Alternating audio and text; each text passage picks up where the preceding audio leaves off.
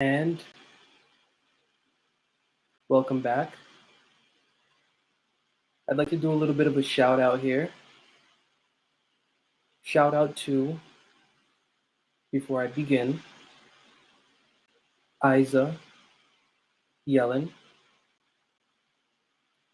who is commenting on my last week's live show, saying, the personal touch you give to these live sessions really puts things into perspective.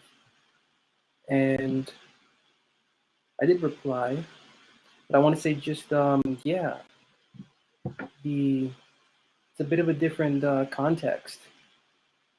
Being in these live sessions, I'm usually just so focused on the task at hand, or a verse at hand, or a thought at hand. And this is kind of like me stepping back a little bit and giving this space the free space that it actually deserves, and the time that is needed for just expanding on thought, expanding on feeling, and expanding on everything in between that, just to bring a greater relation, draw a greater connection to the overall scope of justification as a whole, and everything that I do discuss. Everything I discuss relating to the philosophy connected, or to the experience connected with well-being from the Bible's point of view. So while I do not really know, unless somebody tells me, the effect that the words I say are having, or the time that I'm spending is having, I have absolutely no idea. I appreciate the commentary. I appreciate the dialogue, the creation of atmosphere, which is really something I really would like to get more of, engagement. So I appreciate that. And I am, again, for everybody out there that feels the same as Isa, thank you for, your time and your thoughts, and also being open to everything that I talk about. And I guess I'll just continue from where I last left off last week, which was about the inward experience, the experience of mind, and not necessarily what is, associated to our human mind, to our devotional conversations conscience, and being able to separate the two, being able to step back and to realize that, okay, so we have a mind that is human, that has its particular will attached to it, but then we also have a devotional conscience, and that devotional conscience having a will of its own, and we really not knowing what that will is, and tossing our conversation around completely flawlessly, like it's not even there, but it is. We're kind of, confusing the experience, and we're thinking about the experience in terms of a human experience, of what the human sensation would, categorize as a valid experience. And so we're running our conversation around by what is valid to our human being, really not taking into consideration the being of our devotional character. And that's really a line that has been, that needs to be drawn, and that has become a vocal part in what I've been studying concerning the Bible, and concerning its concern for us, because so often we have our own general concerns, and once we do have our own general concerns, we like to hold on to our concerns and to control them, and to seek to control the concerns that we have. But when it comes to our devotional conversation, the experience not necessarily being for us, but for what is within us, holding on to that, we kind of get in the way of our devotional conversation exercising its own self for its own benefit. And that's really the case here. The case of being able to withdraw, the case of being able to let go, the case of having the courage to unknowingly let our conversation be what it will be without us doing anything to harm it. And so that kind of takes away from the formal human experience that we're used to, because then you're left with, well, then what do I do? If I'm not supposed to cling, if I'm not supposed to apply, if I'm not supposed to control for my experience, what am I supposed to do? How am I supposed to make sense of this as a human being? And I think that's where we sort of get caught up in the how and the whys, because when you think about everything that you have wanted, and you think about everything that you have received from what you've wanted, it may not have come into the way that you expected it, but you received what you have wanted. If you could think back to that disposition of, you know that it's there, and you know that there's a vision for it to be attained, yet there's no thought of attaining. You're just moving.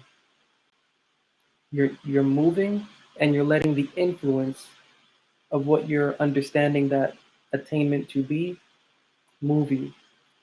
So there's a lot of thought, and there's a lot of feeling, and the action isn't forced. Maybe strange, but it's the same sort of concept when it comes to understanding anything within the Bible. The Bible in and of itself is just a book, but what makes the Bible great, not necessarily just the words that are within it, but how those words within the Bible react to our living experience. And it's that reaction that takes place when we're exercising the things that we learn when in private study, exercising those things, the reaction that those words take within our life, but then the response that we have towards them. So then where do you move from, getting the experience from one place to the next, to the next, to the next, without seeking to control it? You respond. And it's how we respond to the things that we come across within the Bible that makes the difference. Because a natural reaction would seek to control, but a natural response would be a little bit more careful, would be a little bit more thoughtful, would be a little bit more in tune to environment, internal and external. Response is more eloquent. Reaction is more hard. And when it comes to our conversation, we already do not want to be hard against our conversation, because we already are without knowing it. Our human being takes over our quote unquote religion. Our human being takes over our quote unquote faith naturally, because that's just what it is. The more that our human being takes over, the more that we kind of lose focus on what we're actually doing here. Here, not meaning here physically, but here in the space that we are, in the time that we are, in the mind, in the state of mind that we have, while we're engaged in caring to engage the Bible. So it's that aspect of not necessarily letting go for the sake of letting go, but letting go of the experience, not holding control over the experience, so that we, as human beings, can sit back and respond. And in responding to the experience, we're allowing our conversation to then have a conscience of its own to either react or respond. And maybe that's a little bit weird, because it's as if there is another thing going on inside of us, and it is. The belief that we have is intelligent. The belief that we have has not lied to us. It is us who have lied to our belief. It is us who have misled our belief. Our belief is what it is. But the more that we mislead, the more that we control, the more that our belief gets tainted. Meanwhile, our belief, wanting to be as innocent as it can be and as intelligent as it should, is not receiving the proper attention or education that it needs for discipline.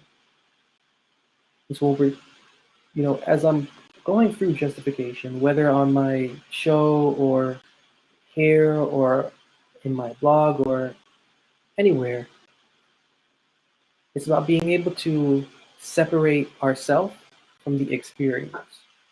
And that's, again, difficult because it's not easy for us as human beings to let go of something we're going through. But being able to separate ourselves from the experience that we're going through and to know that even though we are physically going through it, it's not for us. It's for what is within us. And it's for the devotional conversation that is within us. So while we have the Bible here and while we have its words, while we're physically there reviewing it, what is within us is soaking it up. And we have to give what is within us the opportunity to lace what is there in its own context.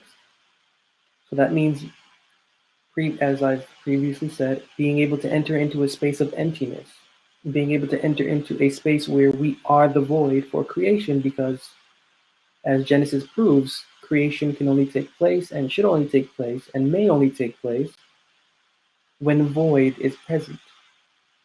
And a present void means that we accept the nothingness that we are. And we, although can be personal, but we primarily are firstly for our conversation. For our conversation, accepting the nothingness that it is. And for our conversation, being able to tune out who we are to the experience, and being able to tune out the experience to who we are so that we can just simply move, so that we can be. And it's this being that when we are tuned into the experience, then we get a rationalization of what it means to be human.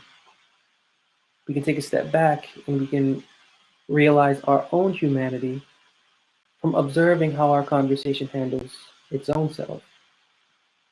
And, kind of maybe that sounds weird to say, but we spend so much of our time caring about the beliefs that we have grown up with, or the beliefs or the theories that we hear, that we really never allow our conversation to develop an intelligence of its own, to develop a feeling of its own. And why is that so important? It's so important because our human being is supposed to marry our devotional conversation. The being of our human is supposed to marry the being of our belief. These two marrying means, and I always go back to this illustration of marriage because that's literally all this is about. It's about being able to marry who we are to who we are. And who we are is more than a human. Who we are is an inward person. Who we are is an individual that needs something that we don't really know at the moment, but there is something within us that needs something that can articulate what it needs, even though we can't. And so it's getting down to that need, and that need involves being able to accept void, and accepting void, accepting the creation that comes with it. And the creation that comes with it is not literal, it's mental, and it's inward. Which is why, for this particular live, I'm bringing out a thought from the book of Psalm 51. Psalm 51:6, which highlights the fact that within the inward person is supposed to be wisdom. Within the inward person is supposed to be a particular wisdom. And wisdom comes from experiencing and experimenting. Experiencing and experimenting. And if you've been following the track of my show or my blog, or you'll see that the wisdom that we've been given to experiment with is called Emmanuel. And Emmanuel, not necessarily the name of an individual, but is the name of a philosophical character. A philosophical character, not character as in person, character as in saying philosophy, meaning within us is the living God. So the more that we can play around with this wisdom, the more that we can fail with it, the more that we can succeed with it, the more that we can learn from more failures, the more that we can learn from more successes, the more that we can see that there is no such thing as either failure or success, but that there's just experience, that there's just experiment. We can take that wisdom gained, recycle it continually, and build off of that. It's what is built off of that that adds to our inward person the culture that it needs. And we're all different people. Nobody's culture is the same culture as another, not culture as in physical culture as an inward culture. Everybody's culture is different inwardly. And the Bible's strict process of discipline for the devotional conversation is for the purpose of bringing out the culture of our human being, not to anybody else first, but to our own selves. Because we are walking around hidden to our own self. We are walking around not knowing the culture of who we are at all. But these scriptures have a philosophy within them that, when applied, allows us to understand the culture of who we are, and that takes time. Time with us. That takes patience, patience with us. That takes temperance, temperance with us. That takes humility, humility with us. That takes meekness, meekness with us. That takes joy, joy with us. Bible is intimate. Bible is intimate. And the Bible intimately wants us to settle down and to sit down with ourselves so that we can understand that we are not self-made, that we are creations. Being creations, there's a bit of a task and a bit of a responsibility that goes with that, because we are not simply here by random processes without a care or a purpose. Realizing the struggle within, and allowing the struggle within to have an aid in those words that are within the Bible, you begin to realize that you, your own self, have a purpose for being. You realize that you, your own self, do not have enough within you to even care for what is within you, because you don't honestly know what is within you. So the experience of putting the Bible's wisdom into practice is an experience of playing with and meshing with and wrestling with a wisdom that is higher and that is outside of us. So that by the time we're able to get to what is inside of us, and we can understand our lower nature and how it's contrary from the nature that we could possess in its highest form, in its innocence, in its virtue, in its benevolence, well, we can then rationalize the difference. In rationalizing the difference, we can then make a decision of who we want to be. And making a decision about who we want to be, we can make a decision of who we want to help. Because at the core of us is service. We love, even if we don't, if we care to be alone, if we don't like to be around a lot of people, if we like to be around a lot of people, we are human beings by nature, and that means that we want to gain eyes for service, our own service. We want to serve, but we just don't know how in the way that is us. So while the Bible's taking us through a discipline that is intellectual, spiritual, philosophical, and holistic, the Bible's doing so because it's looking to resurrect or raise up from out of us the service of our person, the service of who we are as a genuine human being and as a genuine devotional character to others. So you begin to see that there's no such thing as self and other when you're going through this experience. When you're able to see the duality that is within us, you're able to respect the duality that is within another. And in respecting that duality, you're able to step back and see that they may not actually know the duality within themselves, and they may not at that time appreciate what is within them. And so that's for us, that is going through, and that has been going through that process of growth and development, to take a step back and to allow the next that we see to understand something within them. And that's where the wisdom comes into play. That's why the mind inspiring the Bible's philosophy would have us hide wisdom within, because it is the wisdom that's hidden within that will speak to another. It won't speak to everybody. It will speak to the other it's supposed to speak to. So if we can get to that point of being able to take ourselves out of the equation and allow our conversation to feel for itself for the purpose of retaining wisdom for what is within it, that it may exercise and learn and stumble and fall and get back up and rely on the mind inspiring it and its experience, well, then we can have material to give all for our life to individuals similar like to us and that reach out to us.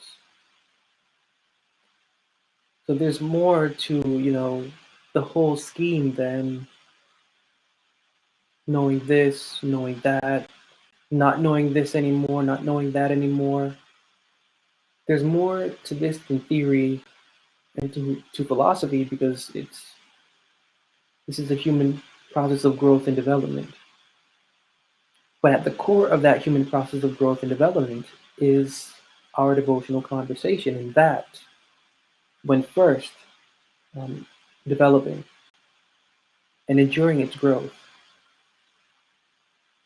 then our human being, having a witness to what it's, of what that is going through, will receive the discipline it needs.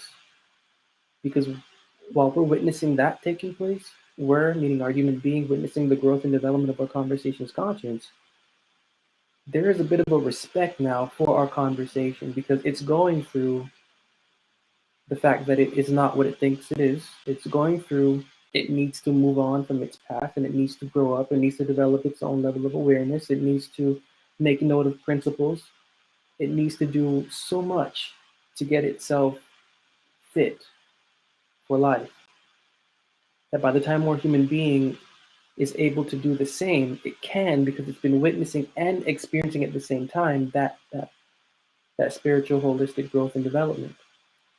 And that's absolutely key for us as human beings, because it leads us into the realm of personal industry for service.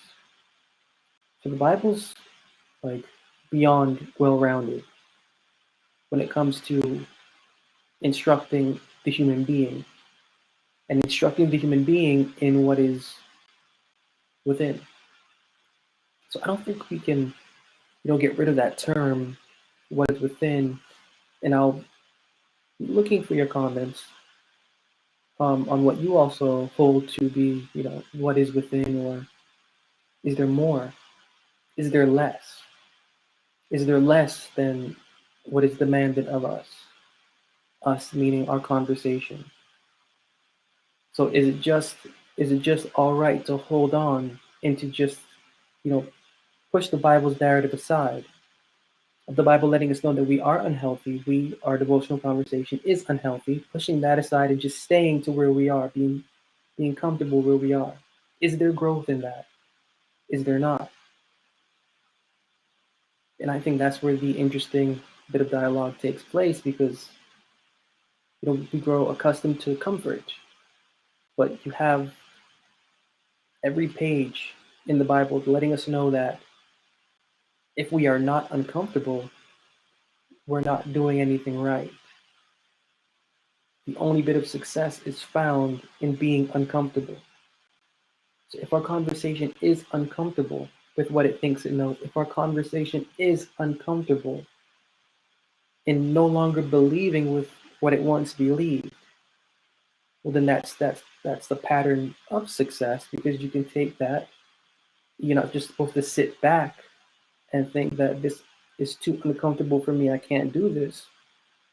It is the fact that you are uncomfortable that you're supposed to push, and your conversation is supposed to push itself to comfort.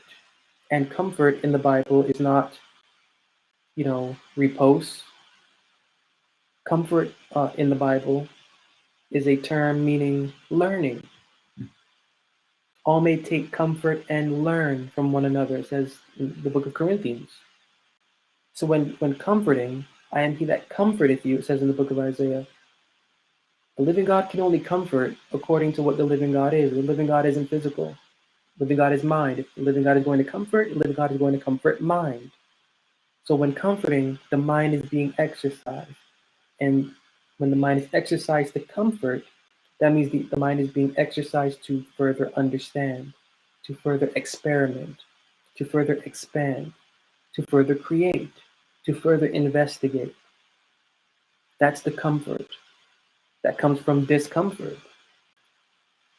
And that discomfort arriving from what we acquire within us when exercising personally the things that we retain within the scriptures on a consistent basis, as consistent as can be for where we are in the space that we are in our journey.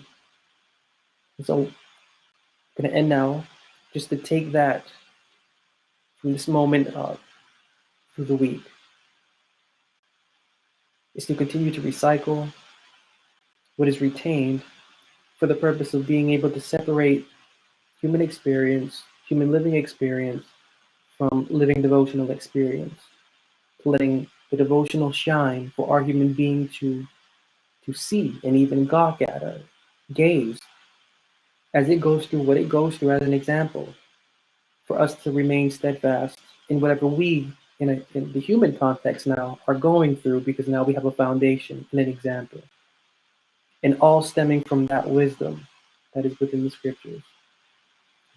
So take that for now and exercise it and be well.